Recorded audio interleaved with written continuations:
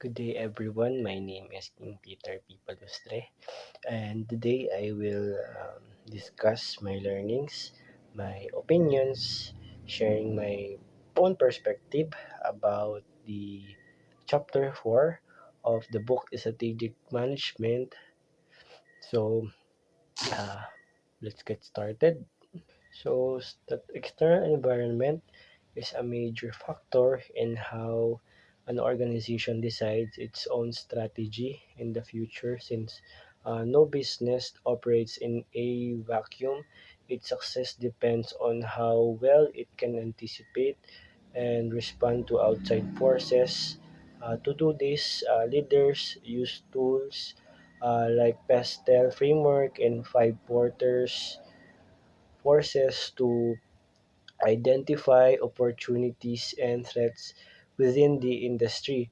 So the PESTEL framework focuses on the micro environmental factors.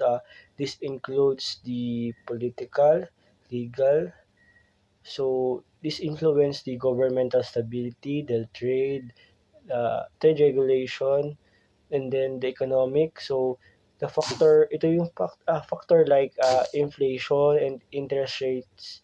It also examines the social-cultural or the social trends such as lifestyle changes and technological shifts like automation and new technology. And finally, it has also the environmental factor such as climate change, waste management, and many more. Beyond scanning these categories, a business can make a decision based on full understanding of the world around it. Beyond the big picture, the five forces analyze the specific industry competition. It looks at the threats of new entrants or how hard it is for others to start a similar business. Next is the bargaining power of suppliers and buyers, and the threats of substitute and the intensity of the industry rivalry. And this understanding these forces allows a firm to use a profitable an industry is and helps them find a strategic position that minimize competitive pressure. In my real-time experience or real-life experiences as an intern, I can see these theories in action. For example, my work involving the EMDS as a direct reflection of the technological and political factor.